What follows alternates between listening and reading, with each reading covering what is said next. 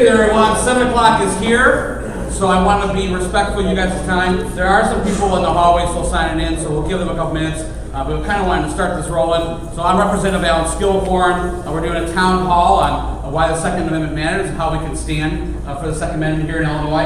And we're also co-hosted by State Representative David Welter. We're in his home district. He cannot make it here. I've got a statement from him. I'll read that in a little bit. But if you guys are here for a basket weaving class, it's not this room. We're here to defend the Second Amendment. So,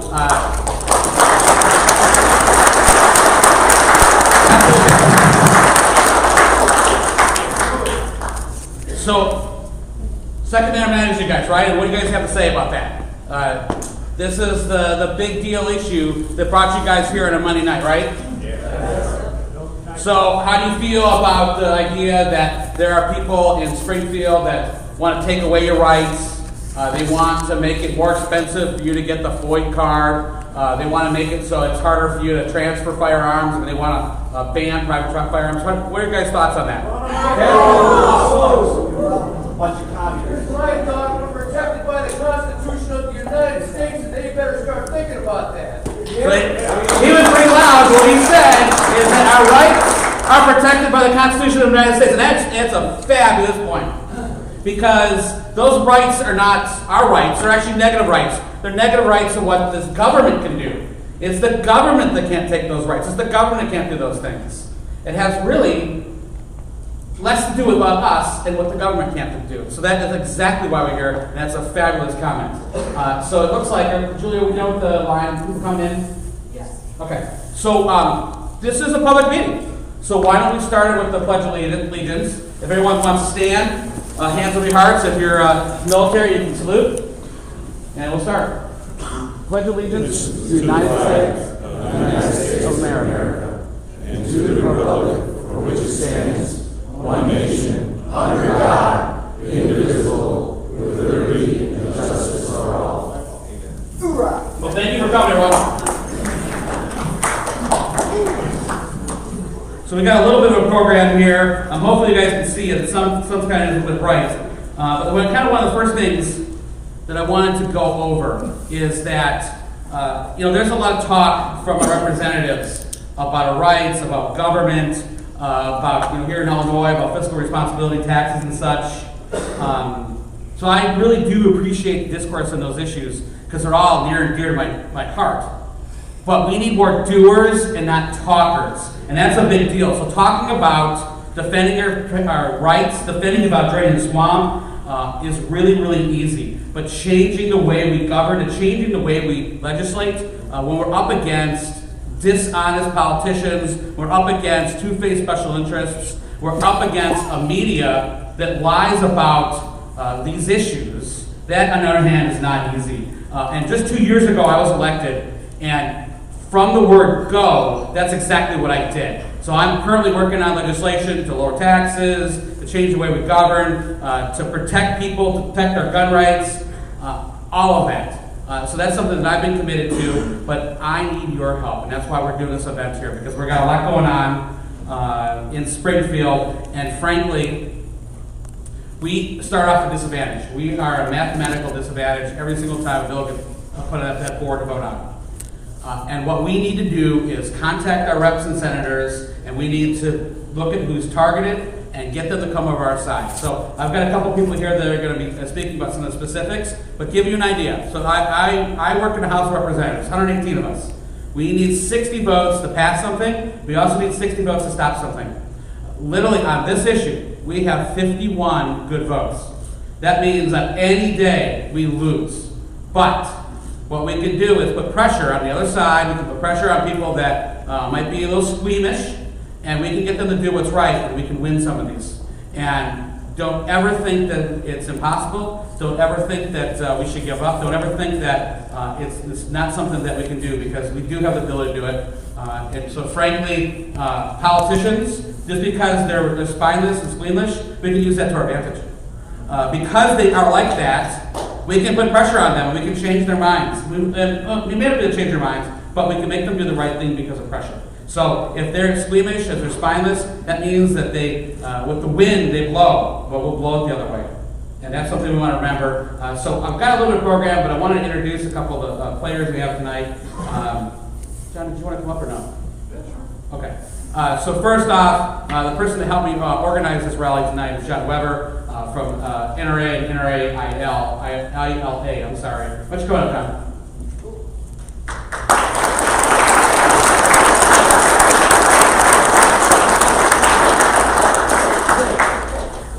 Hello, how's everybody doing tonight? Well, I want to thank you all for coming out tonight. I want to thank Representative Skillicorn for putting this on. As you all know, there is a flood of legislation coming at us in Springfield. We've got well north of 100 bills. They run the gamut from everything from serialized ammo to background checks for everything to criminalization of private transfers. So Mr. Skillicorn touched on a couple of those, but I think the biggest one that's threatening us all now is HB 96, Amendment 1, technically thanks to our friend Kathleen Willis. This would require your FOID card to go from 10 years to 5 years. Boo! Increase the fees drastically. It's a card anyway. That's right. Yeah, why you like that? Constitutional carry. How about you Shall like- not infringe. This bill takes it to the point that you would need to take your child down to the store and have them fingerprinted and give them a 1022 when they turn 10 years old. That's how bad this legislation is.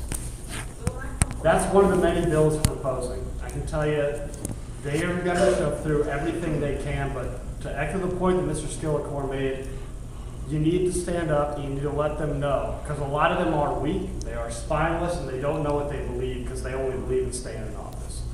And there are a lot of them that are new, that are freshmen, that are younger, that don't really realize the impact these bills have. The First Amendment, the Fourth Amendment. Obviously, we're all here about the Second Amendment. These have serious drastic implications. There's one of these bills that requires you to give all of your social media accounts to get a FOID card. The witness slips help. Witness slips do help. I know it may seem futile sometimes, especially if you're watching that on TV when they just wave them at the beginning. But they pay attention to the numbers on that.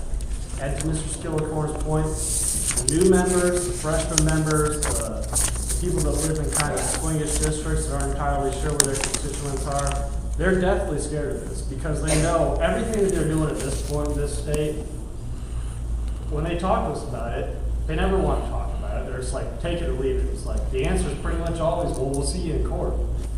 And they don't want to be responsible for that. I think a lot of them don't, especially the newer ones. They think they have the numbers. They want easy wins. They want to pass something to win. And they think this is easy right now. You can tell that from the number of bills that have been introduced. And, you know, that's scary to think about. But people in this room, you raise your voices, you get out there, you let them know exactly how important this is to you, the fact that you're not going to take your child down to the police station and be fingerprinted to go to the range. That does matter to them, and that does get through. If they're busy trying to do other things like legalize gambling and marijuana, if we make enough noise, they're not going to want to do these other things they want to do. But there are seriously terrifying bills out there. We've got bans on assault weapons, they call assault weapons, that pretty much expands into every semi-automatic firearm you can imagine. It's all over the place. Doors being kicked in, every problem that you could ever imagine. Scary things that even the state police are not comfortable with, but representatives are trying to force on them in what they call public safety. Aurora, a lot of this stuff came out of Aurora. They're just using that as an excuse to run to the wall. They know exactly what went wrong. They know exactly how it can be fixed, but they expect you to go show up in person for your FOID card, take it for 5 years, not 10 years, get fingerprinted for it, and everything else because mistakes were made. And instead of trying to find a genuine, honest answer to that mistake, it's a lot easier to just take the piece out of you. And the more noise we make and the more we stand up and let them know that that's not okay, and that if they want to fix problems, they need to fix actual problems and do it in a real way, it does go a long way. And having representatives down there like Mr. Skillicorn, Mr. Walter, that hold your water, like he said, the numbers aren't in our favor. But when they stand up and they let their caucuses know, and they let the opposition know, and there are some members on the other side of the aisle that do understand this in very real terms, it does matter. There's not a lot of time left in Springfield, But this is when everything gets done. As we know, politicians do not like to do things ahead of schedule. So everything will come to head real quick here in a big way. So everyone's going to need to be real tuned into what's happening and let the legislators know exactly where they stand on these issues and how important it is to them. That's a very good question, thank you. But HB 96 Amendment 1 is the biggest thing we're facing in the House right now. And from my perspective, that's kind of the biggest thing we have here. You know, we're out there, we're really trying to let the new members know and organize meetings like this with the help of representatives that are friendly like Mr. Skillicorn. But it's a tough road. We do have a long ways to go here. I know there's not a lot of time on the calendar, but this is when all the action happens. Everyone needs to be paying attention and ready to get involved. Yes, sir. How's the current court case going for the semi-automatic? Is that getting any close to a conclusion? Who wants to put you guys at 14-0? Talking about federal or state cases? State one. So then we'll get rid of Aurora's semi-automatic, Deerfield, and then what is one part? That one is at. Yep. So we had a favorable ruling on those. They're all going to be kicked up to another court, so we're still working through all those, but it's promising. There's a number of other cases in the works as well. I think we have another speaker coming up later who's really in tune with legal cases that could answer that question better for you. But we have a number of cases going in one. We have some strong ones that might get rid of the 40 card entirely. It's true. You're one of the few states in the country where you have to actually go out and license your constitutional freedoms. And once you get a license for it, wait 3 days for it. What's the big deal? It's just 3 days. Okay, well, you know, why don't you wait 3 days and put something on Facebook? How do you feel about that? That's complicated quick, but they don't care about that. I was reading a paper not too long ago about how the amount or number of state police that declined in the last 5 years. We used to have one for every county. Now we have one for 300-mile radius. How do these idiots down there expect all of us people, all-white citizens, to go to state police headquarters to get your void card? I call it void. Excuse me, well, how do they expect they can get done if they don't have the employees to do it? Well, in my cynical view, that's probably a question Mr. Skillicorn could answer better, but. Yeah. I'll bring it back up here. So, and just let people know, we're going to do some Q&A near the end, and because we can be here at 10, 11 o'clock at night, and no one wants to be that late, we do have no cards, and I've got people on the ends of the room that can pass out no cards. And give you an idea, one of the questions here was about witness slips, and I'll answer it now, because that's a big deal. And anyone that's on some of the gun boards online know that when I remind, and I'm not perfect, but when I do remember, I check witness slips on some of these gun bills, and I read them off during debate. And it's an impressive tool. When I can, during debate, go, I've got 7,000 people who oppose this, and like 150 that support it. That's a big deal, and you have my word, as long as I don't screw it up, because I'm not perfect, but when I do, I read those off on the floor. And not only just the committee, but also on the House debate floor, and it does have a big effect. And remember, politicians are definitely scared. So I'm going to go through a little bit of program here, and then we can do some question and answer. And I think we've already got note cards being passed out. And we're just trying to do this so we're not repeating the same question multiple times, and then we can get out of here in time. Because everyone's lives are, I mean, this is important, but our lives are important too. So bear with me here, and I'm going to start this going. Actually, since David Welter can't be here, I'm going to read off a quick statement from him.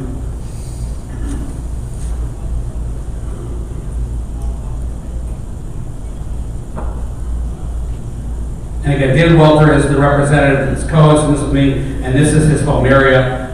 So he basically says, greetings to fellow supporters of the Second Amendment. I'm going to add this one to make it, you know, he would like to thank me, Alan Skillicorn, and how wonderful I am. And again, and he went on for like half a page here about how great I am. That was all the things that I've done for him and this event. So I apologize for previous commitment to preventing me to be here tonight. I would like to thank you for taking time out of your evening to learn about how we stand and how we make the Springfield move against some of the ongoing efforts to administer Second Amendment and how things are just shaping up of the legislator. He believes that educated, engaged public has always been Americans' first line of defense, protecting the Bill of Rights and the freedoms protected by the Constitution. He's strong advocate of the Second Amendment rights, believes they should be fully protected and strengthened in behalf of responsible gun-abiding firearm owners, and that it's clear that some of this legislation targets law-abiding firearm owners and will not improve public safety or decrease crime. He's absolutely right about that. We can go into that too. And that he hopes that you guys enjoy the meeting, and he goes on about the English here too. But we do need to think of it as important. It's my fault that he's not here because I'm the guy who scheduled the date, so it doesn't reflect fully on him. So let's go into this program here. And we were talking about some of the bills, and I hope you guys can read it. I mean, obviously it's not as bright as it could be, but this is just a list of the bills and their names, and we're going to go through that. So there's literally 74 House bills, but one that we're going to spend a little bit extra time on is Kathleen Willis's HB 96. Now this is the FOID bill. This would increase the cost of FOID cards. It would cut back on the length of time they're good. It would add the requirement for fingerprinting. It would add the requirement for no more private transfers. It also goes into lowering the cost for FFLs transfer to the point that they may not want to do it. Todd Vandermine is here. We're going to talk about something, how this actually works with other legislation to hurt the firearm dealers and ultimately hurt us. So we're going to go that a little bit more. There's even more to this.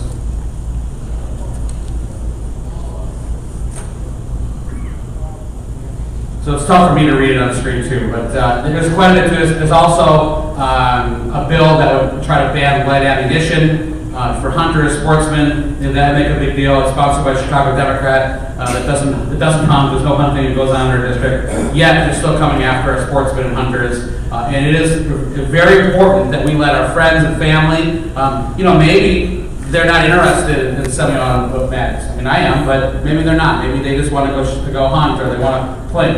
Some of this stuff can affect them too. It makes a big difference. So we need to unite and we need to contact these legislators. A little bit more, I always, if you guys follow me on Facebook and Twitter and stuff, I talk about this issue, I talk about taxes, I talk about corruption. I do want to talk about this very, very briefly. I know we're here for the Second Amendment, but something I spend a lot of my time on, is taxes and such. Just our recent past. Back in 2011, we had this temporary tax hike.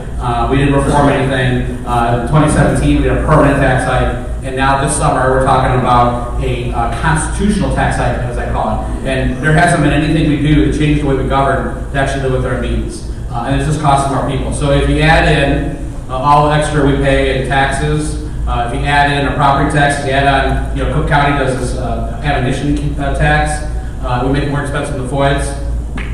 Who's left? I mean, this is really, this is war on regular Illinoisans. And this is, frankly, the Chicago politicians picking a fight with us. So now it's time for us to flex our muscles and let them know that we're not pleased. I'm going to try, here we go, to show you a list of all the gun legislation going on right now. That should be up. I'll just keep talking. Go ahead. Real quick, the separation from Chicago Act, is that actually going to be on the 2020 ballot? So there is a resolution. It hasn't been called for anything, but if that would actually, it wouldn't come through Illinois. It would come through Congress federally. And to give you an idea, that hasn't happened since the Civil War.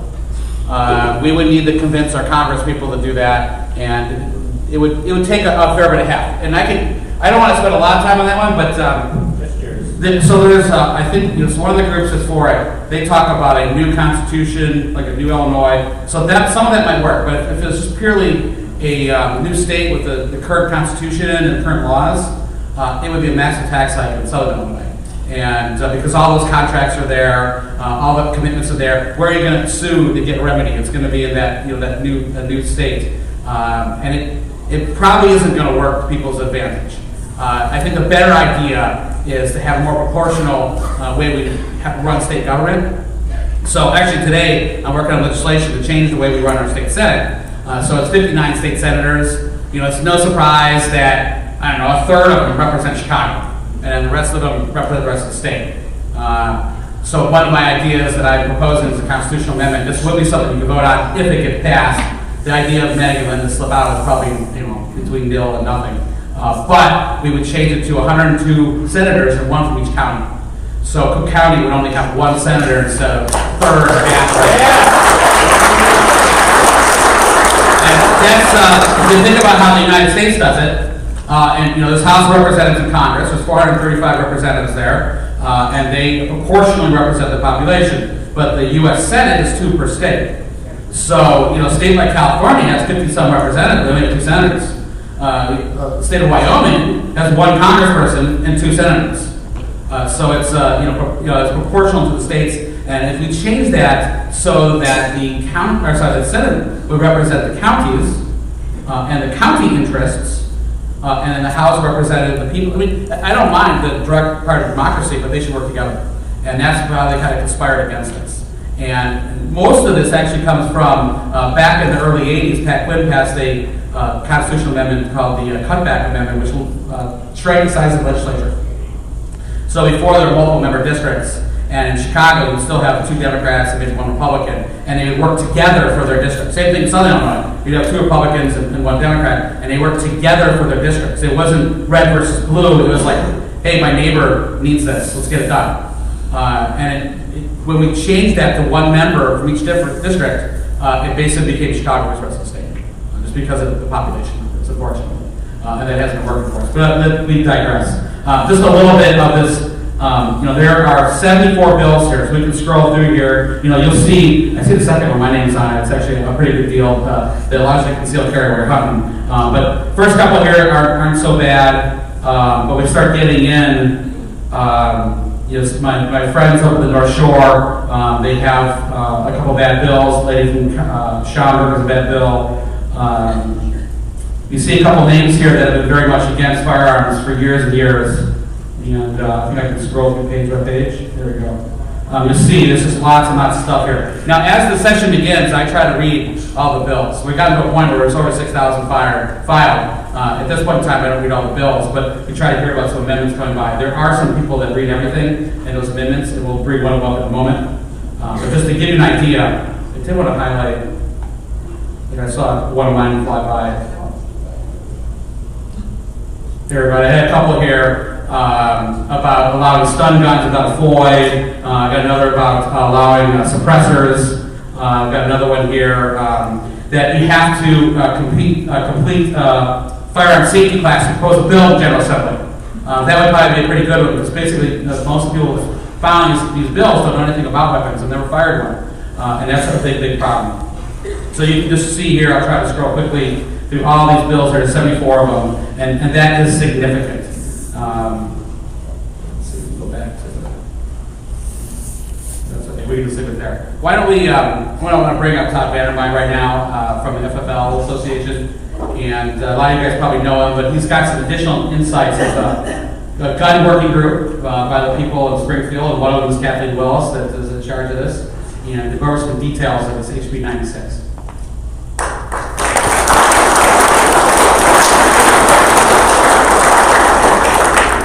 Just so everybody knows, I didn't come up with a speech. I was taking notes from questions and stuff. So first thing is, good evening, gun lobby. That happens to be my license plate. I've been pulled over more than once, and they've asked me questions about it. So what's going on in the state of Illinois? Well, the last election gave us a massive turnover to where the Democrats now have supermajorities in both chambers. And it's a problem. We've never faced a hostile General Assembly to this extent. None. As Alan talked about, on a good day, we start off with 51 votes in the House. It takes 60 votes to pass something or kill something. With that, it's a problem. In the Senate, the Democrats have 40 seats. 36 is a supermajority. That's problematic on its face. However, some of those Democrats represent swing districts. But if you've been following the news locally, there's a rep over in Naperville, Costa Howard, who sat there and penned a letter because she was getting all kinds of angry phone calls, emails, and whatever because of a couple of her political stances, one of them being on guns. This is the same woman who, in retaliation for the Sanctuary Counties bill, authored a bill to say that counties could not pass ordinances or resolutions saying that they weren't going to enforce gun laws. Now understand, resolutions by a county board are their political speech. That is their free speech telling the state we don't agree with this. And she now wants to cut that off. This is the level of the radical left that got elected in the wave election of 2018. This is what we're dealing with. So, the contrast is that less than a month after Sandy Hook, we were the first state to beat back a semi-auto ban. That is the dynamics that have changed in your General Assembly. Go back a few short years ago, and less than a month after Sandy Hook, we beat back the challenge on a semi-auto ban. And now, we're fighting $200 FOIA cards. One of 4 states. I'll get to a bunch of that. So House Bill 96. House Bill 96 is now being negotiated by a working group. Most of the pro-gun interests are not being represented there. They found out after the first meeting that we would not go along with fingerprints, we would not go along with increased fees, we would not go along with a lot of things that they wanted. And the cops were right there. The Sheriff's Association, the Chiefs of Police Association, the FOP, they're all saying the same thing. We ain't going along with this. So Representative Willis, who I call Crazy Cat Lady Kathy, sat there. I mean, the one thing we're going to waistline is our ego. She sat there and she grabbed the cops and pulled them into a separate meeting, thinking she was going to hear something different because the gun guys were in there. Didn't happen. They're still a post office. They don't want to be kicking down doors. They don't want to be chasing down expired FOIA cards. That's not what they want to do. So she's heard from the Republicans who said fingerprints are a non-starter, all these increased fees are a non-starter. So she's sad. She needs this to be bipartisan. In order for it to have any credibility, it needs to be bipartisan. Well, we see what has happened in the U.S. Congress when we have a couple of turncoats go the other way on other issues. We need to keep this partisan. If the Democrats want to jam us over our rights, then they need to own this lock, stock, and fucking barrel.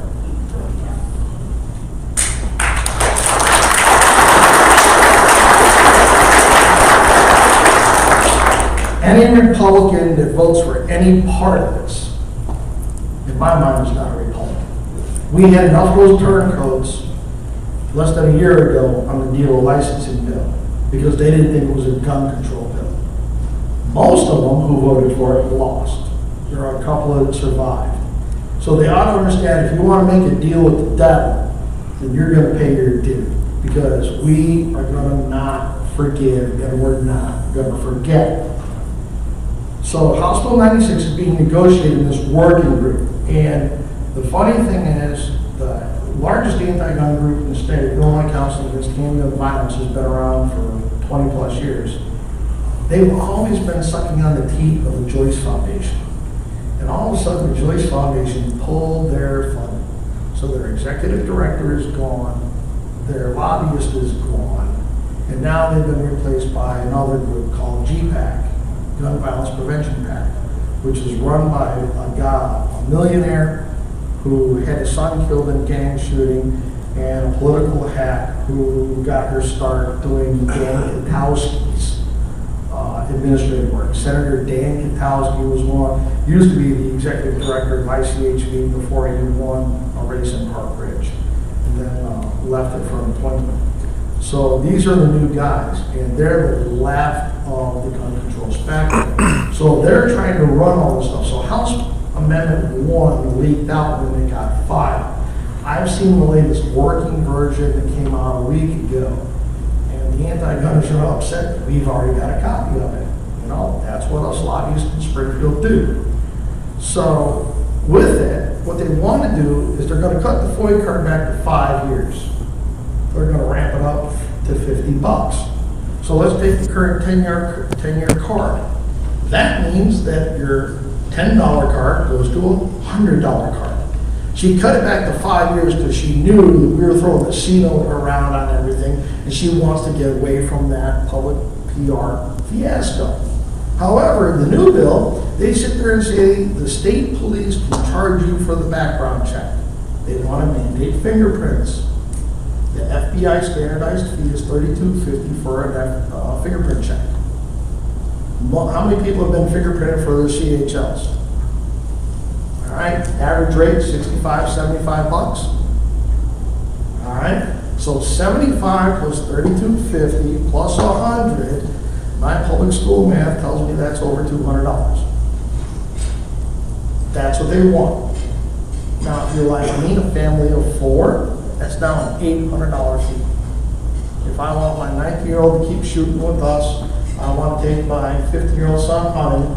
If my wife or our business who has to maintain a FOIA card, that's an $800 tax. So whatever JB and his bullshit he's selling you about the progressive income tax, he just wiped it out if you're a gun owner. No ifs, ands, or buts about it. And once they get it to here, Katie bar the door. The upside's the limit. Our attitude with NRA, ISRA, FFLs, if you want this as we're one of 4 states that have anything like this, and Illinois is the most egregious. You know, the other states don't require it across the board, possession, whatever, it's piecemeal. But if you want this, then the state should fund it. You shouldn't be taxing our rights.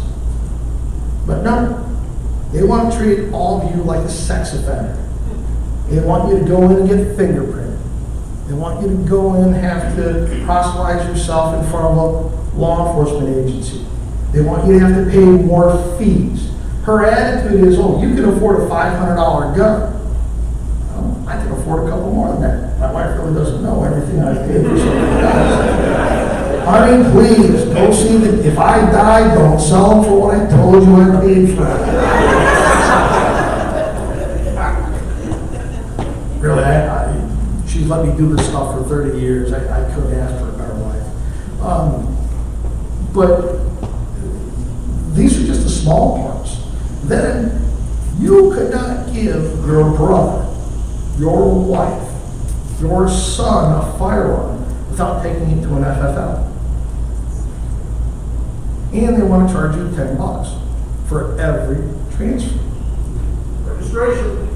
Well, we're going to get there.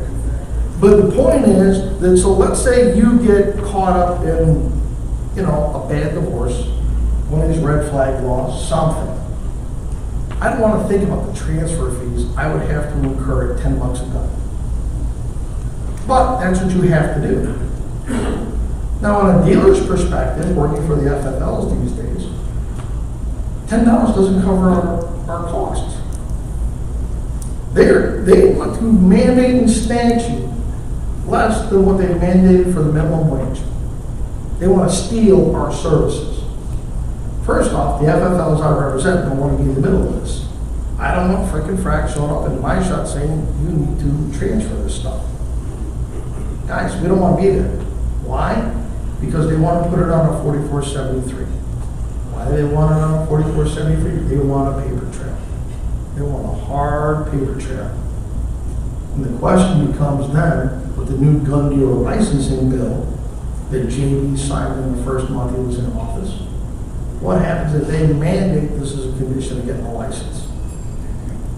What happens if they then turn around and by administrative rule, which no legislator has to vote on in the General Assembly, except for the J-Card, 8-member committee, that they say you now have to turn over your sales records every 30 days. That's where we think some of this is going. This is all because of the failure of the Aurora shooting. So what do we have here?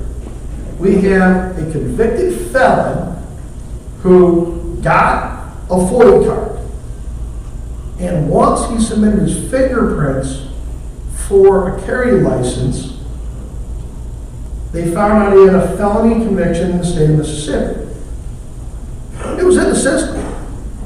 But you have several different federal databases that weren't talking to each other. I'll get to questions in a few minutes. And because they weren't talking to each other, there was a failure here. He got issued a FOID card. He had that FOID card and had bought a gun. And it was 5 years from the time he bought the gun till the time he committed that shooting. And during that time, he got no visit from state police. He got no visit from local law enforcement. And at the same time, he'd had 7 interactions with the court system. And not once did they ask him, do you have a FOIA card? Do you need to relinquish it? Do you have a firearm? Not once was this information made known to the court system. And for all those failures, their answer now is to treat you like a sex offender and tax your right to own a gun. That's where they're going. You know, I wrote the law, took the FOID card to 10 years. State police said, we got too much work, can we spread this out? Sure. Well, we'd like to increase the fees. Here's what we'll do. It's $5 for 5 years. I'll give you $10 for 10 years. You're going to get the same fee structure. We're not increasing anything.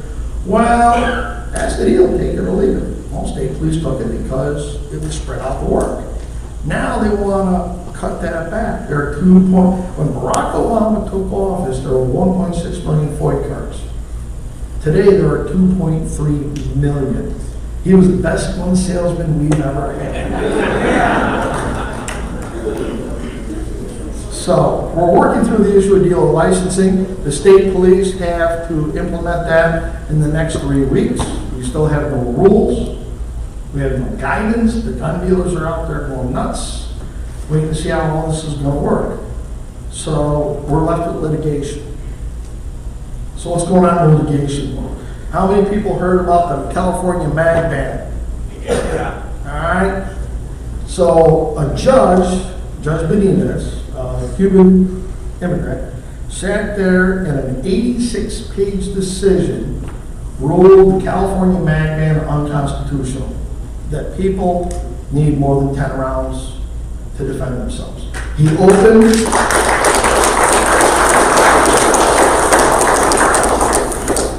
He opened the decision with 3 self-defense cases and sat there and said these people all needed more than 10 rounds. He started there. If you haven't read it, it's Duncan versus the Attorney General of California. Read it. It is 86 pages of just worthwhile reading. My favorite part of it is he said even the militiamen were required to show up with 30 rounds of ball and powder. All right. So Duncan has some. He stayed his injunction after a week. In a week, they sold over 1 million magazines in the state of California holding more than 10 rounds. Which now leads us to another constitutional question about Heller, in common use. Are they in common use because people like them, or are they not in common use because the government regulation forbids them? It's going to come up sooner rather than later. We then have the New York case. Last week, the NRA filed their brief in the New York City or New York State Rifle and Pistol Association versus the city of New York, in which New York City, you have a pistol license, full-blown carry license, business premises, which says you can carry on your business and kind of in between, or premises.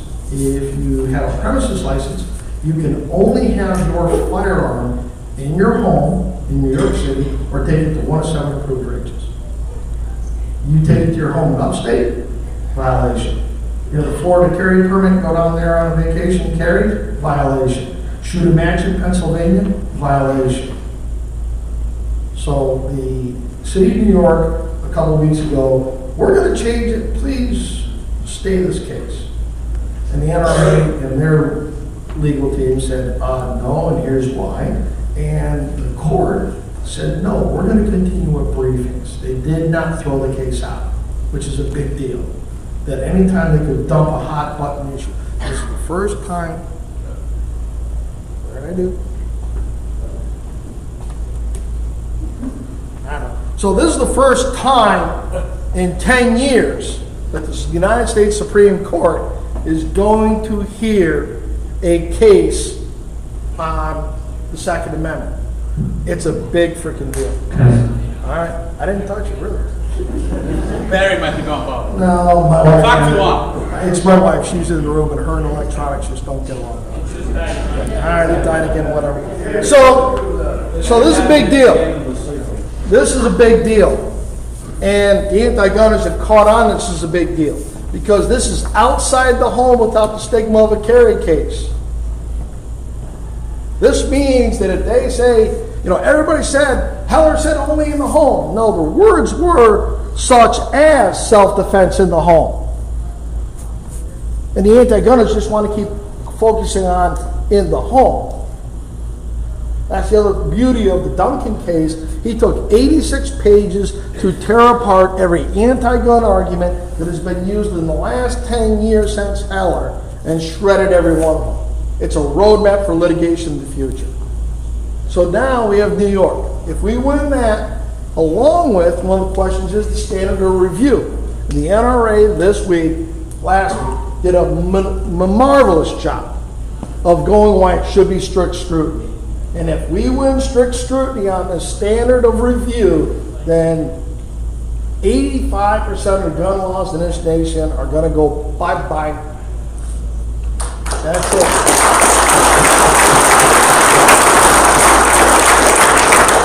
They touched on the $400 fees and all the other stuff to get a license just to possess in New York City.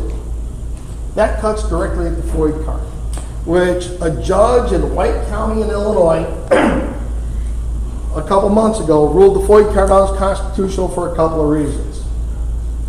That case is now on a direct appeal to the state Supreme Court. The state has filed their brief. It has been weighed and measured and found wanting, in my opinion. And now our side will get a chance to push its brief. And we'll see what happens. NRA has been very vigorously seeking other applicants, plaintiffs, to challenge parts of the FOID card. We think now is the time. People said, why not before now? Well, we only had Heller in 2008. It took 2010 to get the Second Amendment incorporated against the states with the McDonald v. Chicago. So it's been a long road to get there. There's been Zell, there's been Horton, there's been the Illinois Firearm Retailers, there's been a number of cases in the Seventh Circuit, and it's taken a long time to where we can develop. And there's been a lot of bad criminal defense attorneys and public defenders who throw a 2A case on every gun case. Aguilar, a case that threw out the Ag UUW statute, was a minor in possession of a handgun carrying illegally as a gangbanger. Is that the plaintiff we want to go forward with?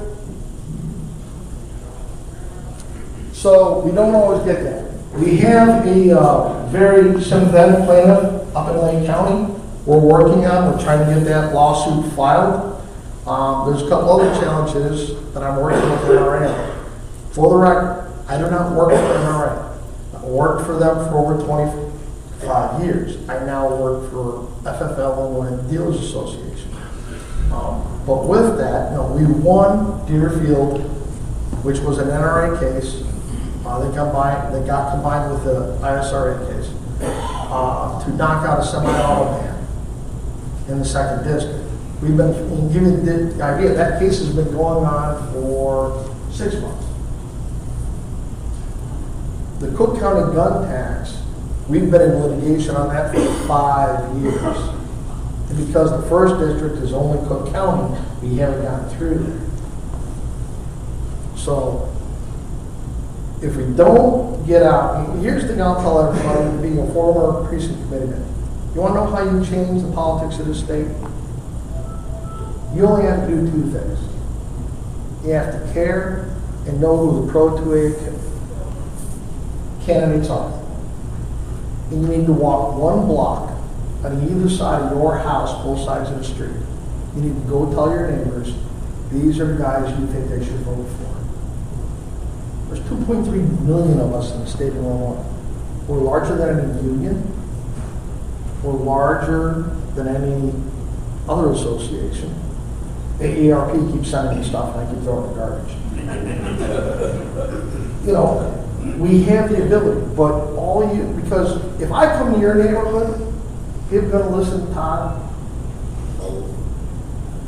But if you go talk to your neighbors, the people that you drink beer with, barbecue with, the people that you sit there and have over and watch movies with, play games with, whatever, and you tell them, hey, this is important, this is why you should care.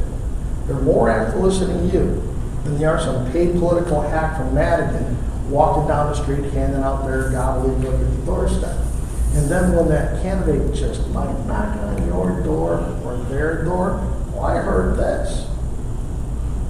What is the you see the candidate hamada, because somebody's caught a flat footer. So with that, I'm sure Ellen's up here for questions, but guys, if you want to stop the stupid bills, and Ellen's got the House stuff, there are actually 127 bills, the lobbyist team between ISRA, NRA, FFLs, that we're tracking down there. So with that, I'll let Ellen deal with the Q&A stuff. John, if you want to come on up. Actually, I had a question for you. Tell us about the HB 337, the dealer licensing, why it's so significant, especially with the legislation. You addressed it a little bit, but go to deeper. Well, the problem is that you're now going to put another $300 license on top of the gun dealers. This is probably going to drop 25% of the gun dealers out of business. A lot of the home-based guys just aren't going to see it. Because it's not just a licensing fee. It's that you have to have an alarm system. You have to have cameras. And the one part says you have to have cameras everywhere a firearm is carried. Okay. I looked at them, went to a town hall meeting and said, so you want us to put cameras in the bathroom? It doesn't say that. No, it says any place a firearm is carried. When I go to the bathroom in my shop, I don't take my gun off. So if you're a home-based FFL, you gotta have cameras in your bedroom? Hey, we're gonna put some really cool stuff on YouTube. So there's a lot of details in there. The problem is they defer a lot to rulemaking. And rules go to an 8-member committee called JCAR, Joint Committee on Administrative Rules. And there's not a lot of say there for the public. It's not a public hearing per se like you see on TV. Alan will tell you how dangerous, Jake, because they take public comment. They have to answer it. They don't have to respond. So that's the problem with 337. There are no rules. They've thrown something on a state agency. I mean, every once in a while it's behind your roar shooting. They got caught flat-footed. They've spent months trying to answer what went wrong with the law. They've had 3 troopers killed on the highway in accidents. And the first half of this year has just been a mess for the state police. So. Yeah, and a little bit further, that legislative process, or actually the rulemaking process, you can vote for legislators. You can vote for new government. Do you guys get a vote for who's in those hearings? The administrative hearings? No. You do not get a vote, and that's why it's so critical. Also, it's a cop-out because legislators don't read the bills, they don't draft them correctly, and it's kind of a cop-out when it has to go through the rulemaking process. And it's just a situation where you guys are not being represented. And I love how that you brought the FOIA card, the FOIA challenge. So let's compare FOIA to voting, right? We have same-day voter registration here in Illinois. When you go buy a weapon, you got to wait 3 days, right? And we expanded on to 22 blinking rifles and things. It's not the case for voting. It's also the same. So here in Illinois, we have FOIA card. That's one of the strongest background checks in the nation. You know, I can't think of other states that have that. Literally, we have 360 background checks a year. So when, you know, we think about also, you know, if we gotta wait 3 days, if you have a FOID card, well, guess what? You know, today's Monday. I had a background check yesterday. I had a background check Saturday night. I also had a background check Friday night. What's gonna change? So, you know, that's another thing just to think about. And again, we compare it, you know, voting. We have to show our FOID card to buy ammunition or whatever. Do you have to show ID to vote? No, there's none of that. You know, what about voters? Do they have to have their fingerprints? None of that. So you just compare that to another constitutional right on the FOID. I would say that Kathleen Willis doesn't want poor people and minorities to own guns. This is no different than the Jim Crow laws of the South back in the 60s. That's the way this needs to be portrayed. That's the way we need to argue this, is that they don't want poor people and minorities to own guns. And that's how they're going to do it, via taxation. Same way as McDonald's, the 14th Amendment issue. So let's read out a few of these questions here. If there's ones that are repetitive, I can kind of go on or combine them. But this is about how many gun-related cases, how many are FOID card holders. Do we have a number for that? So how many people that are involved in gun crimes, how many of them are FOID holders? That one I don't have. No, they don't talk about that because the majority of the people in Chicago shooting everybody up are not FOID card holders. They can't legally have one. So they refuse. Cook County State's Attorney's Office has been asked in committee multiple times. They refuse to tell us how many people they charge actually have FOID cards. But based on the Smollett case, what do you think? You know, and I know Todd and I have discussed this. You know, according to the Chicago Gun Trace Report, the people that are breaking the law, the shooters, are fairly sophisticated. They're getting, you know, the shooters typically have records. They don't qualify for a FOID card. And it's someone else getting them the weapon for them. Either, you know, back to the car, or if it's someone that is doing a straw purchase. Are straw purchases legal, people? No. Are they prosecuted? No. And that's the other key, is that just think of the situation where they're in Cook County, where you had, you know, someone that had 40, was basically smuggling guns in the county, and had 40 cases, and they just gave it a slap on the wrist. You know, it's ridiculous. Let me read off another one here. So at what point will they apply in person at the state police, because there are not enough employees or locations to get it done? On the latest version, they heard from a lot of people, there are only 22 state police locations, and so they took that out of the latest version. What it looks like a week from now, here's my prediction. This week, if not tomorrow, we will see a FOID card amendment drop on House Bill 96 or some other shell bill to move it forward. We'll see what it looks like. But my bet is that the Republicans are walking back to the negotiations because it's not about reforming and information, it's about gun control. So we'll see what it looks like, but that's my prediction. Literally, the next question here is about the gun deal licensing bill, about the requirements not being here. We'll decide to be decided later. We kind of address that. Time mentioned shell bills. There's another question in the stack about that. And a quick answer to that is that I've filed a constitutional amendment to make any amendment need to have 3 days to be waiting. So giving everyone an example here. So 2 years ago, we passed this budget that had a tax hike in it. There were two bills, one in tax hike and one that described how to spend it. So I'm sitting in caucus and we kind of were alerted that the bill had, the amendment had been filed. And we only need 60 minutes to vote on an amendment. That's why the shell bills are bad. So what happens is that the legislative leaders, they pass these shell bills, they get out of committee, they go basically a third reading so that they can amend them, and we have 60 minutes before we vote on them. So both of these bills were 600 pages. Now, one of them that had a tax hike in it, there was only maybe a combination, maybe 6 paragraphs that were changed out of all of them. So literally, I was on my phone, and I was able to scroll through there, and those changes were, there was striked out, and then there was new text. I was able to read the 6 paragraphs in just maybe 20 minutes. So it was very easy to do on my phone, okay? I got to the one that was described how we were going to spend the money. It was word for word a brand new bill, 600 pages. And we voted on it 90 minutes later. The idea that these legislators are reading the bills is BS. It's not happening. Yes, there might be staff looking it over, but staff missing them. And that was also the deal where we found out the next day. And literally, that went down. I voted no. I spoke out against it. But that night, I went to bed, and then like an hour later, I woke up. I couldn't sleep, so I started reading it. And I was able to find how that bill required us to change the way we funded education, or our schools wouldn't open 2 months later. It was a total scam that they put that in there to give them power. Well, I was able to figure that out at about like 4 in the morning, right? After it had already been going on, after it had been approved, no one knew it was there. And literally, we went home the next day, and I made a big speak about it in caucus, and then a couple days later, all the news meters said, "Oh, we're coming back to do school reform because it was in the budget." These legislators voted on a bill they didn't read. They voted on a bill they didn't know about. It was all because of the Sheldon scam. So I filed a constitutional amendment to prevent that. That you actually have 3 days waiting before you can vote on that. You will see if Mike Madigan calls that. That's not going to be something that helps him.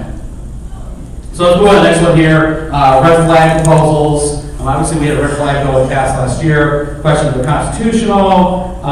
Any process to get your gun back. Burden of proof. Who does that file with? How to prevent people from, literally from the police officers coming in your house, how to prevent cops from being killed and people that are possibly getting killed. And before I hand this over, literally someone today contacted me and said that because of some messy situation, he lost his Floyd, lost his weapons. And he was, asking how I get it back. Because when they do it, it's, you don't get to go to a hearing, you don't get to confront your accuser. It's not a good situation.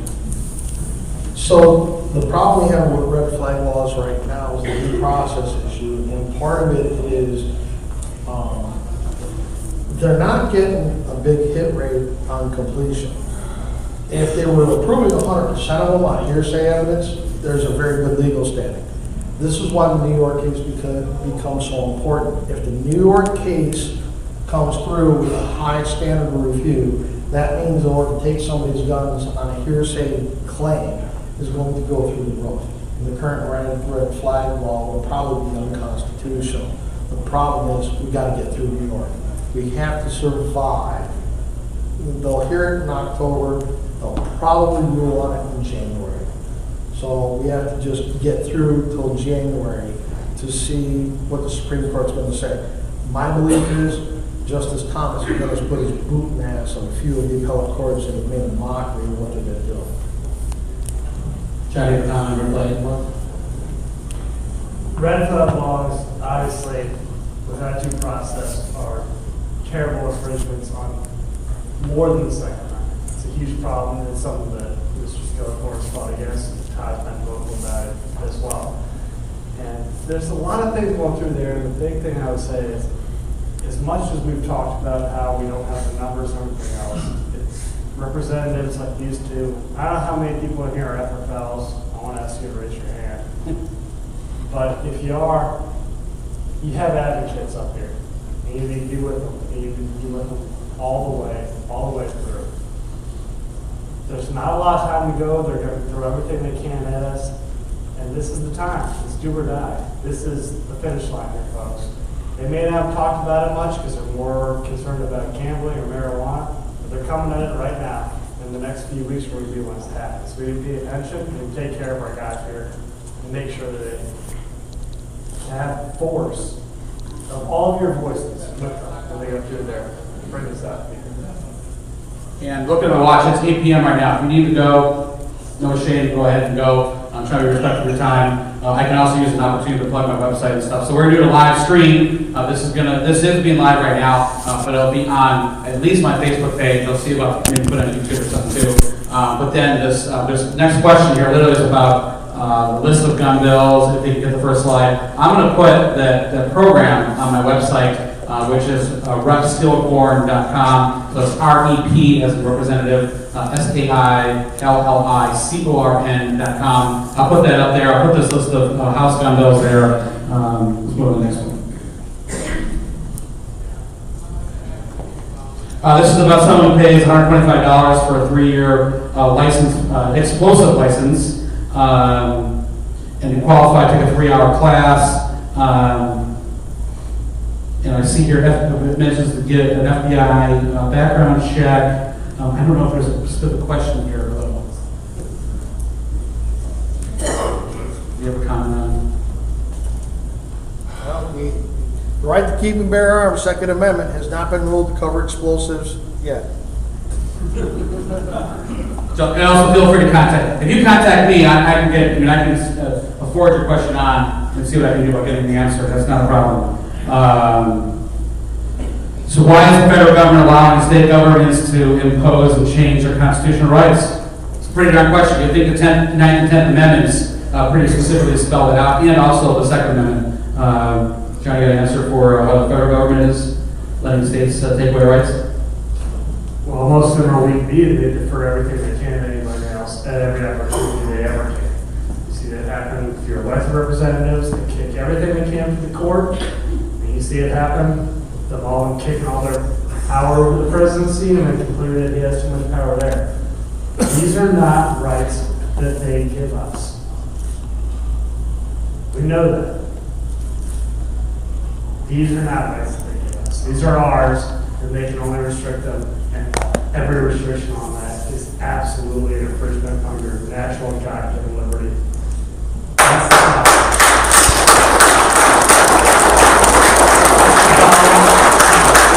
Out there, I just understand that as much as we're outnumbered, they do understand it, and we're taking the fight to them every day.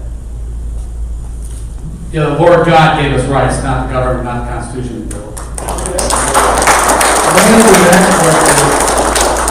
Is Chief Justice Roberts and former Justice Kennedy. For 10 years, they have kept us in abeyance since we've had the McDonald decision. And now with Justice Kennedy being replaced by Justice Kavanaugh, I think that's about to change. Again, I think Justice, if you follow the court, Thomas has written no less than 4 dissenting letters when they refused to accept the 2A case. One of them had Scalia on it, one of them had Alito on it, one of them had Gorsuch on it. So, and if you take Kavanaugh, Kavanaugh wrote a blistering dissent in Heller 2, which said AR-15 should be treated the same way as Glocks, you cannot ban them, and registration is unconstitutional. So, I think Justice Thomas is coming into his glory right now. I think the oral arguments in October are going to be just blistering. And I'm just hoping that he just puts his boot down on the throat of the appellate courts that have made a mockery of the appellate decision. Next 2 cards are on gun-free zones and a little bit of Aurora. So first off, let's thank Whitetail Ridge for not posting at this location.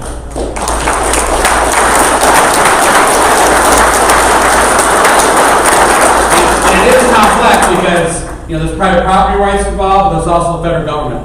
So locally here in Illinois, our concealed carry law posts certain places, and places that sell alcohol above a certain percentage. Those who are required, government buildings are required, some that's federal.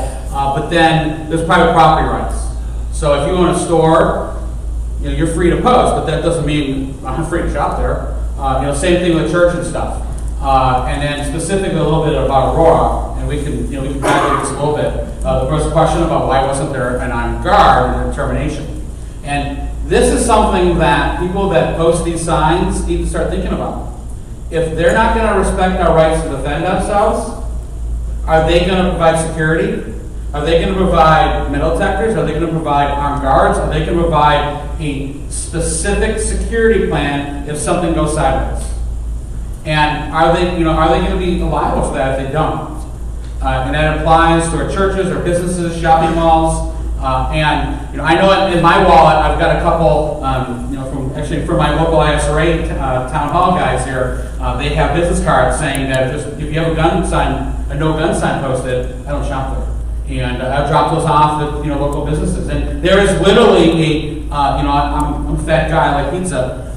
There's literally a local pizza shop that was posted, and I like their pizza. And it really irked me that I had to choose. And I remember a couple times leaving the car, and the owner was never there. And I remember one time the owner, I think I was driving by because I knew who the owner was. He didn't live around the area, but I knew who he was. And I didn't get a chance to talk to him, but then all of a sudden I drove by another time and the sign was down. I don't know if those cards made a difference, but it certainly affected my waistline. But that's something that I like to obviously push. Now, obviously, the federal government, schools, post offices, government buildings, that's a problem there.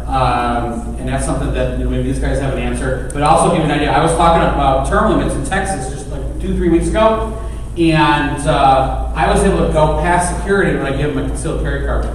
They swiped my concealed carry card, and I didn't have to go through the magnetometer. I didn't have to put my my bag through the the X-ray machine. Yet a couple of people didn't have carry cards, and they had to go through security. And it makes sense, doesn't it? I mean, all of us people with concealed carry, we've gone through a background check. We're the good guys. So I'll let both of you guys comment on the gun-free zones in Aurora.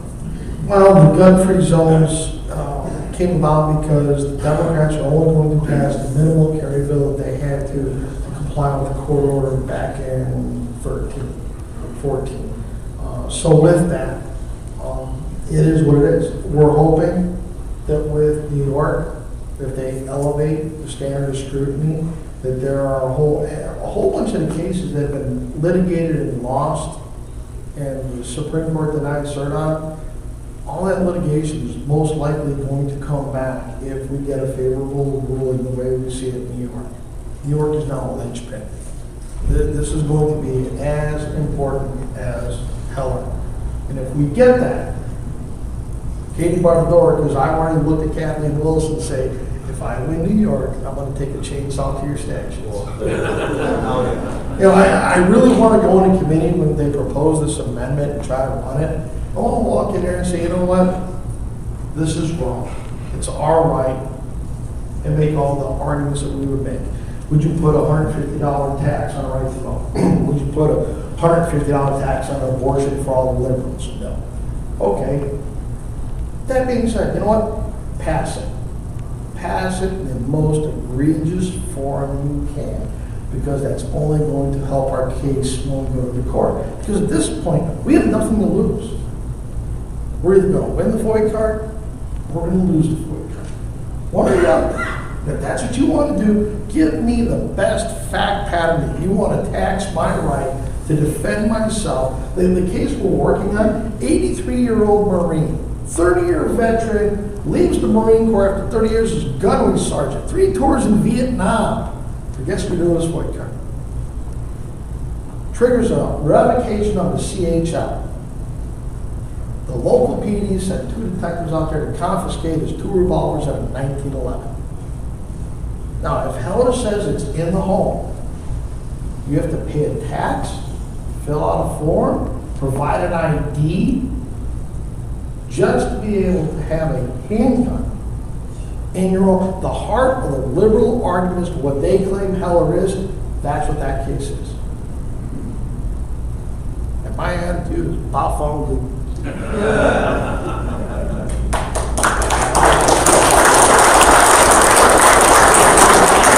Well, I also argue we can't use the courts as our backstop, because they can take decades to go through the courts. But again, on the gun-free zones. Well, I think we're all on the same page there. We know it's a joke, we know it doesn't work.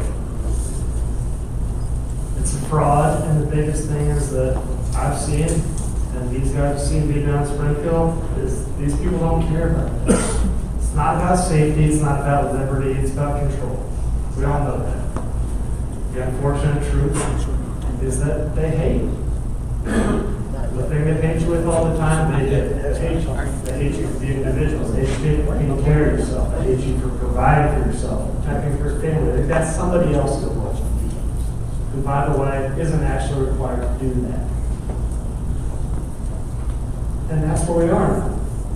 We're at a point now where people think they know so much better than you that they can take all this away from you and all these.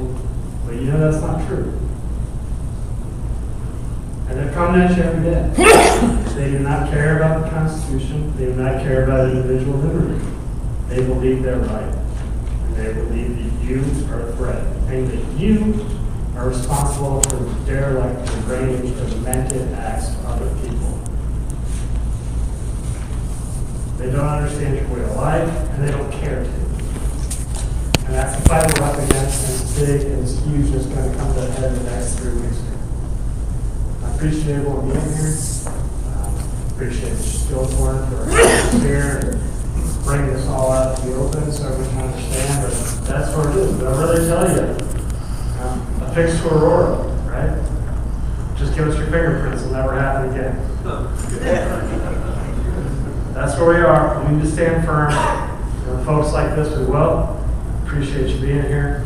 I'll let Mr. Skillicorn here wrap everything up. Thank you.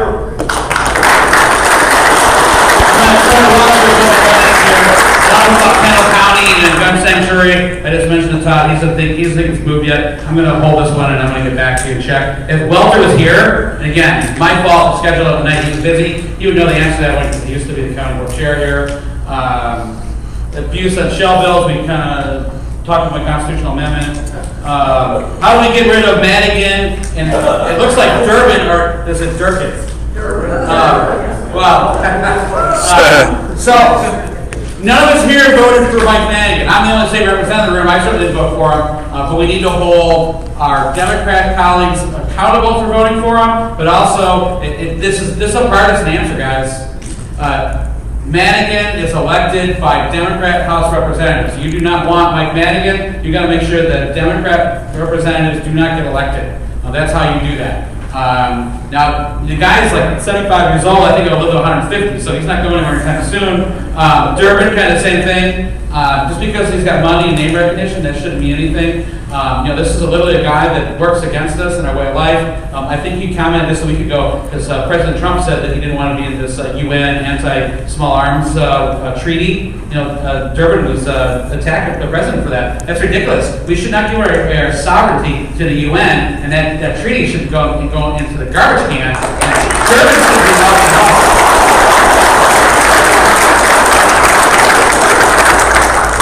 I call him the turban. Let's not forget this sick son of a bitch called our veterans and our active duty military and equated them to Pol Pot and Nazis.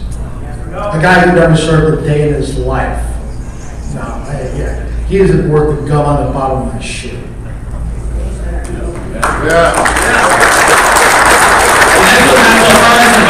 It takes on the Republican Party about how to win back seats. Frankly, there's a lot of Republicans that are weak and aren't helping the cause. How many people defected on those gun bills last year? 6. So 6 Republicans, House and Senate? I think it's more than that. It was closer to 10 total. So possibly 10 total Republicans defected and stabbed us in the back on just those 3 bills? The deal licensing. So there's dealer licensing. There was the 70-hour waiting period for long arms. There's one more. Oh, the bumps up and red flag. They were Republicans on those 4 bills, and all those 4 bills passed. Those were bad bills, guys, and we need to keep them accountable too. And if there isn't any difference between a Republican and a Democrat, what's the point? So we have to keep them accountable in the primaries and when they vote. And as I started this off, politicians are weak and spineless. They're all weak and spineless, guys. And that means they're easier for us to push around, and we got to want to push them on to special interests. Contact information for legislators. I'll put that on the repskillicorn.com site. But you can, Todd's right, you can go to ILGA, acronym for Illinois General Assembly, so ILGA.org, and you can see them all. And there is a search. .gov. There is a search for them, but there's also, if you just go into Google and who's my state representative, you'll get a search engine, and there's a couple of them, and I'll post that on Facebook and stuff too. State support arming teachers in classrooms. So this is, you don't think the state was going to go along with arming? No, the teachers union, CTA in particular, even though my buddy was a teacher who's here tonight, no, the problem is that the union leadership for the public sector unions is left-leaning beyond belief. And when I was a labor lobbyist, I sat there working for my union, operating engineers, local 150, would go through these meetings, and they would sit there and one guy's going, we have to stop this voter ID stuff. And I'm like, what the hell does that have to do with anything? This is part of the right Wayne, come on, hey dude, I have to show an ID if I buy a gun, show an ID to vote, it's no big deal. But no, that's part of the problem is the union leadership is way left-leaning. Funny thing is, being a trade union guy, I will have my 30 years in my local come September. I get to draw my pension in October. Thank you. I'm not going anywhere for the next few years. We go I'm a teenager to get through high school, so don't worry about that. But, you know, when I ran the political department of my union, 30% of our members voted Republican in the primary. And I know Bill Potts is here from the ISRA, and he was a longtime union organizer. He'll tell you the exact same thing. There's a large, and you know what? The one thing is, they just don't get up at the union meetings and say something. The problem is that they need to be more vocal in other forums. And social media is just a scourge, because I see some of the guys that I thought were the most rational guys being the most left-leaning idiots on Facebook, and I just don't even engage with them. I just like, yeah, no.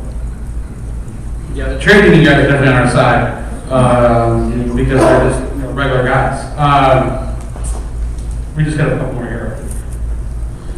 This is about compelling elected officials that looks like.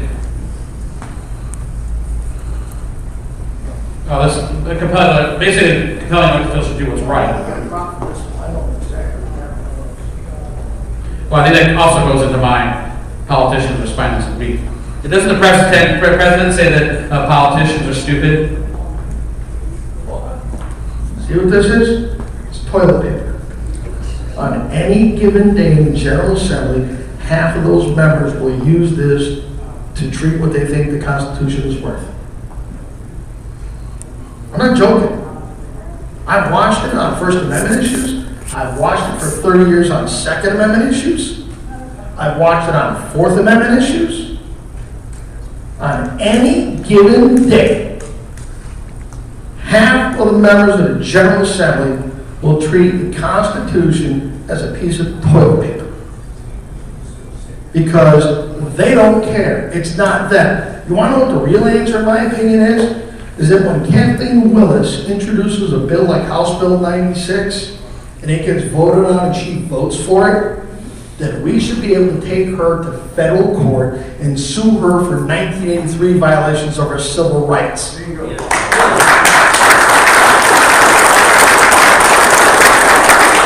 yeah, I'm that radical on it. I think that they should be held because she is no more than Bull Connor.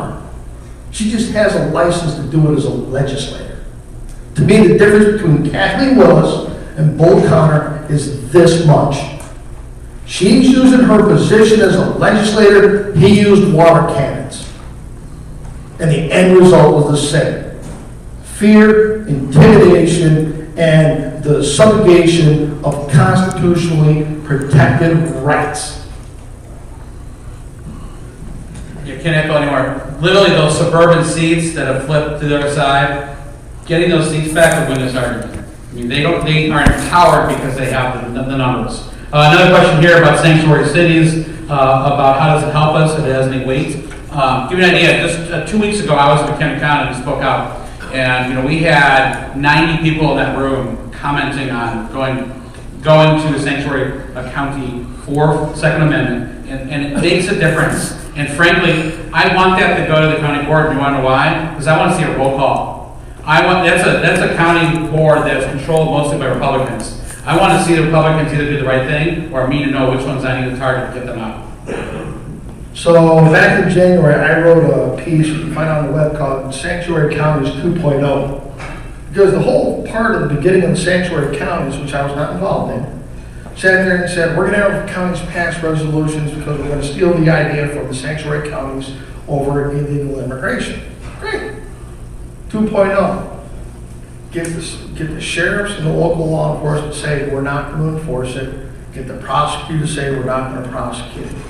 Because if you don't have the sheriffs arresting, you don't have the prosecutors prosecuting, what good is your law worth?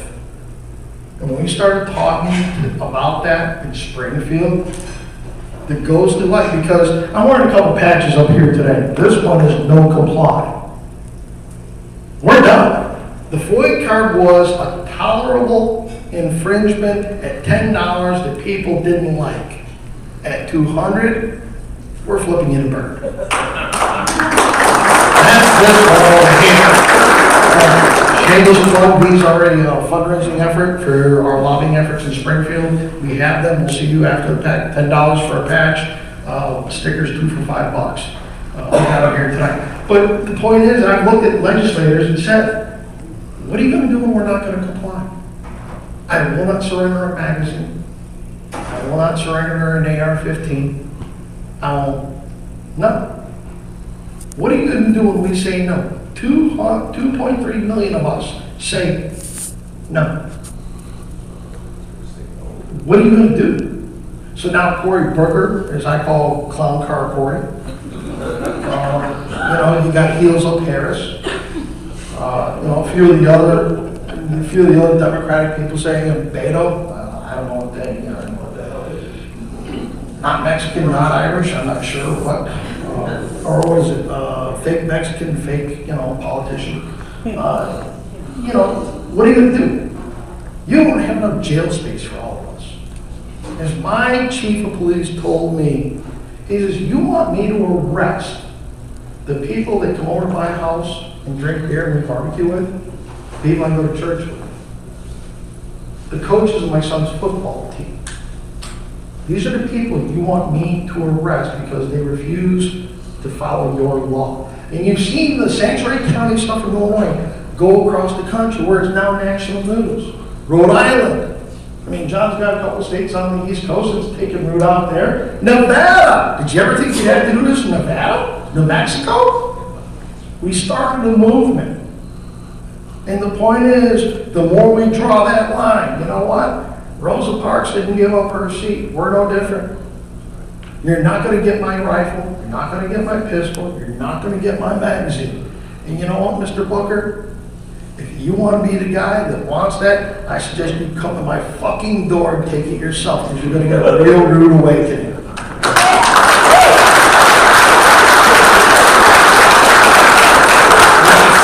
Counties will sign on to that, and frankly, when we get a Collar County to come on board, that's going to scare Willis and those people.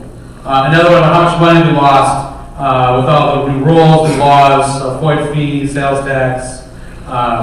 I suspect it'll be a big deal because I've heard quite a few gun friends that are like, hey, we're out of getting taxed, the property taxes are insane, you're talking about new gas tax and stuff. If you take my weapons, I'm gone.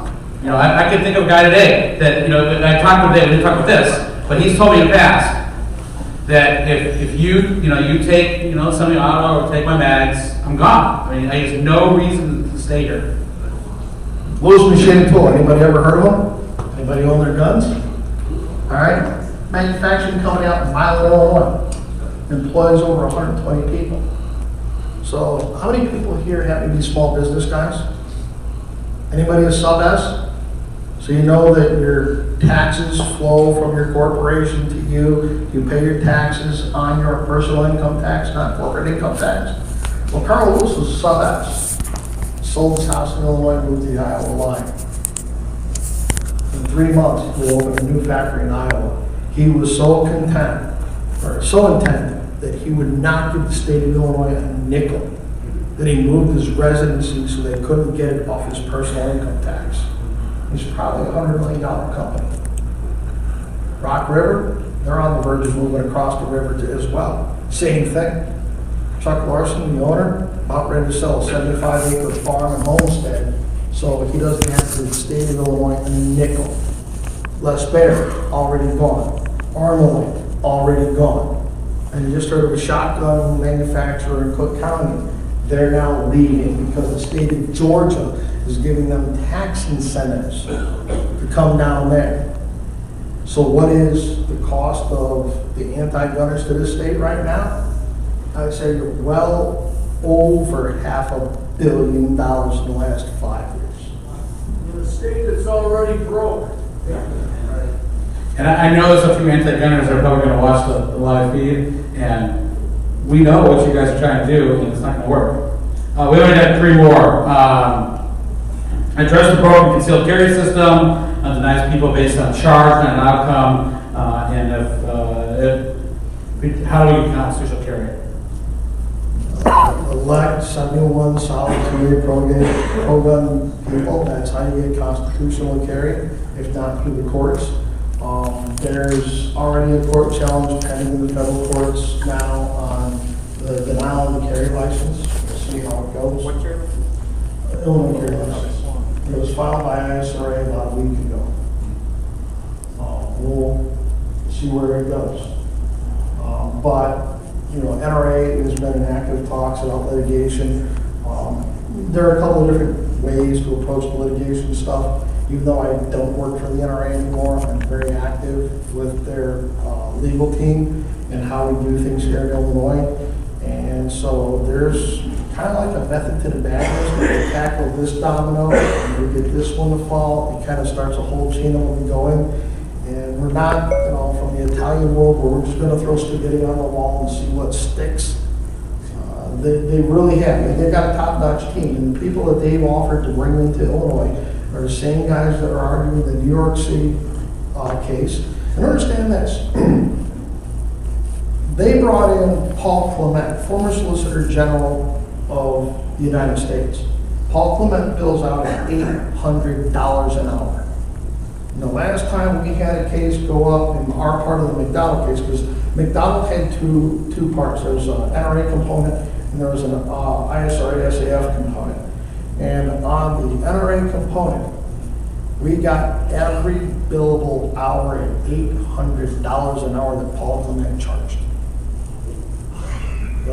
There's another national team, Cooper and Kirk, who we used. They were part of our team on Deerfield. They're the guys that, you know, they're part of Chuck. They work with Chuck Michelle, who's handling the California Duncan case. His law firm won that with the assistance of Cooper and Kirk. NRA has a national top-notch legal team that you can't beat. I couldn't afford to hire these guys if I was in a criminal defense case. But you know what? They've shown they're willing to bring their A game, and they're working on at least a half a dozen cases right now to see if. The problem is, you know, Angular was a minor in possession of a handgun unlawfully with no FOIA card that was a gangbanger. That's not the case the NRA wants to take up to the courts.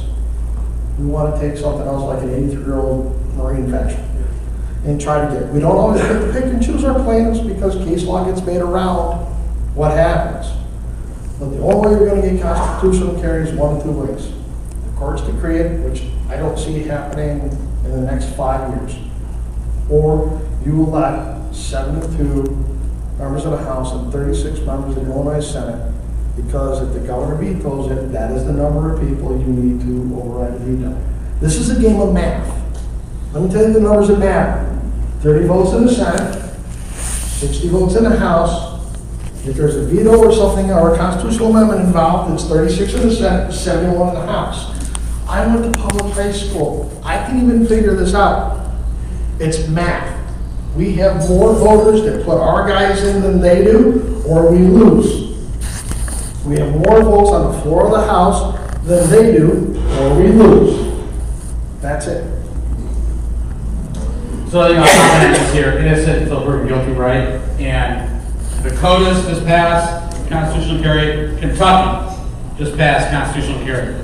And literally in Kentucky, it was a freshman legislator, female, young woman that pushed this through, debated the floor, won it over, and got Bevin's assignment. So that is possible. Kentucky is only a few hours away. So I know we talked a lot about sanctuary counties and everything else going on in the state. I'm sure you all have seen the stories that are out there where they filed these things. In New Jersey, for example, they filed a FOIA to find out how many people had complied with the magazine ban. Well, the number they got back was zero. Zero people turned in their quote-unquote high-capacity magazines to New Jersey police. And we've seen nothing in terms of violence in New Jersey.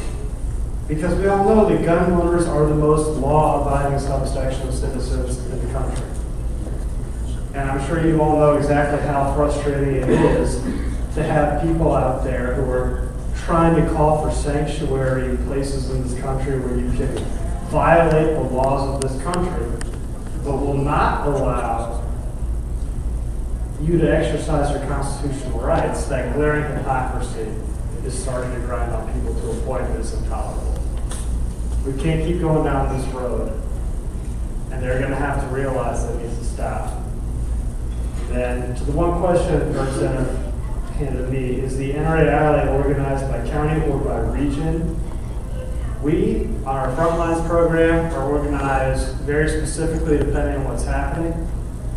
We do it by House districts, Senate districts, congressional districts, county districts, wherever it is, we break things up by what's going on. But if you sign up with us, you'll be in the loop on everything we know. I hope if you got our email that brought you here tonight. There's also some cards over there from some of the Frontline program, which is more involved with the act of recruiting the folks and bringing people out and things like this. So I know we're facing a lot right now, but facing this room and all of this, let me know that we do have a real chance here. We've beaten down a lot of serious bills this year.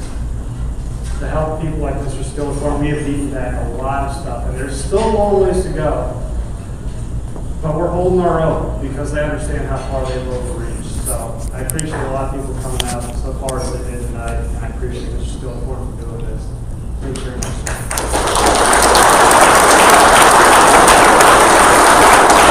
So I'll wrap up this one. One last question about basically adding something to legislation from our opponents, like hostile amendment stuff. So to give you an idea, I have done that, and like I've got one floating for the constitutional amendment to raise up taxes. I've got two that I'm going to try to work into it, and these, one is basically messing with their heads, right? And I'm basically tempting them, like, hey, go ahead and add this amendment to it.